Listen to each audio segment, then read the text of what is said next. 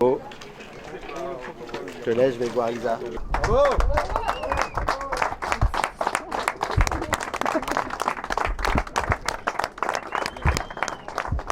Je suis désolé, je peux pas descendre du bateau tout de suite. Merci beaucoup. Ah bah ça fait plaisir, merci beaucoup. Voilà. C'est très belle. Et prompteur établissement. Hein? Prompteur établissement. Bah merci beaucoup, c'est gentil. Avec ça, je vais me rétablir.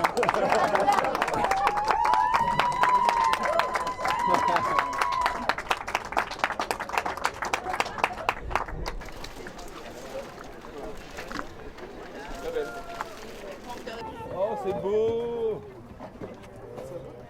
Elle est montée par où, Alice? Par là, à 4 pattes, tu vas bien?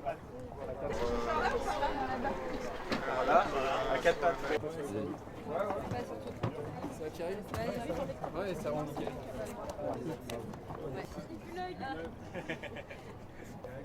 Regardez qui?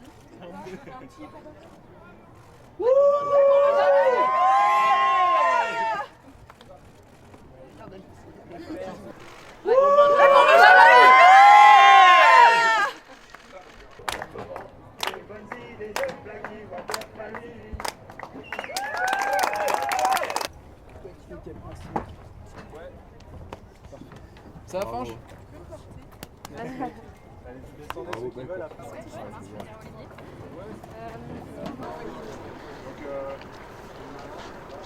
Ouais, c'est sûr que ça va être assez incroyable de pouvoir enchaîner sur The Ocean Race. Bon, je vous cache pas qu'on se met un peu dans le rush, hein. Là, le bateau, il reste 3 jours et les gars, ils repartent déjà en convoyage pour faire le chantier à Barcelone. On rentre même pas chez nous, on va directement faire le tour du monde. Donc c'est sûr que The Ocean Race, ça va être un gros morceau. Ça permet de continuer à naviguer, d'aller aussi à l'international avec des IMOCA, ce qui est quand même assez génial de pouvoir faire ça. Et le plateau va être chouette aussi, donc non, il va y avoir de belles régates et j'espère après cette course-là vraiment connaître mon bateau sur le bout des doigts, quoi. Ce que je vois en tout cas dans ceux qui sont dans le groupe de devant, voilà, Charlie et Thomas, ils connaissent leur bateau par cœur. Les autres, il manque encore peut-être le petit truc qui fait qu'ils peuvent aller jouer avec eux. Mais en tout cas, je pense que ça reste important, quoi. Oui, ça va, j'ai vu le médecin, ma tension est bonne. Bon, maintenant, il faut que j'aille aux urgences, mais voilà, ça va. En fait, j'étais en train de faire une sieste. Elles sont rares, donc j'en profitais bien. Sauf qu'il y a un grain qui est arrivé et qui a 45-50 nœuds de vent qui ont couché le bateau dans le sens inverse, donc tout a volé. Et en allant récupérer la barre, en fait, le pilote s'est désenclenché, le bateau est parti en vrac et du coup j'ai glissé et je me suis coupé. Sur le bout de la crash box là, donc voilà. Bah oui, c'est sûr que j'avais à cœur d'aller au bout, surtout que c'est arrivé il y a 48 heures, donc c'était dommage. J'avais fait une grande partie de la route. Après, c'est vrai que des incidents comme ça, ça fait sur le coup, on se dit il y a tellement de sang et tellement de voilà qu'on se pose toujours la question. C'est toujours un peu flippant. Mais voilà, ce que je retiens le plus, c'est pas la blessure, c'est plutôt quand même la course qui était quand même assez incroyable. J'ai eu un départ un peu difficile, j'ai eu du mal à me mettre dedans. Après, j'ai eu une super bonne phase où j'ai réussi à revenir au contact des premiers. Et ça, pour moi, c'était important, c'était génial. J'étais dans mon match et voilà. Et après, en descendant vers le sud, la porte s'est fermée pour moi au niveau de la dorsale. Et donc, voilà, j'ai vu, à part Justine qui a fait un super coup dans l'ouest, bravo à elle. Et moi, je suis resté bloqué 48 heures en attendant mes petits copains de derrière dans la dorsale.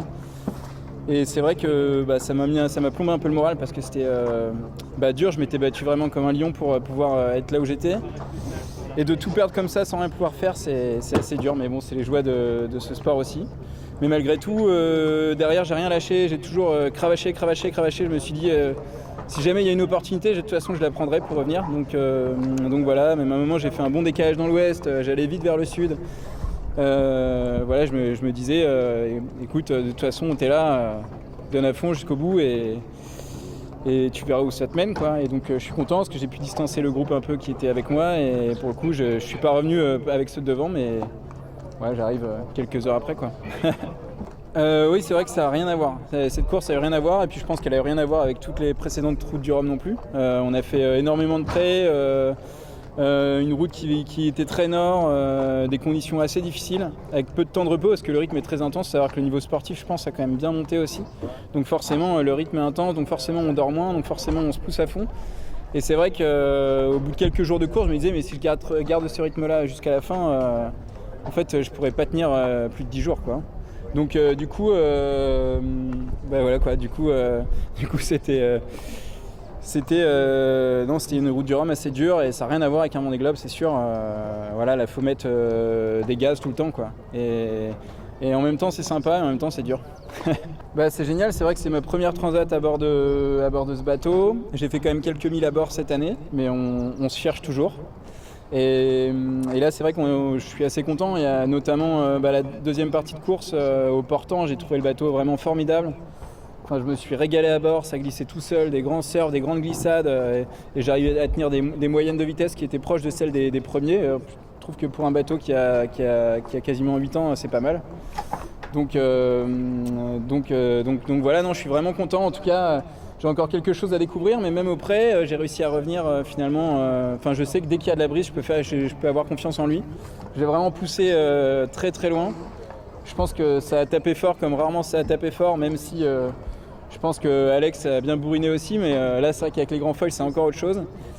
Et voilà, je lui en ai demandé beaucoup et les gars vont me dire ça après, mais j'ai l'impression que en tout cas la structure a pas eu trop de dommages. Donc ça c'est quand même un point qui me ravit beaucoup pour le prochain Vendée Globe quoi.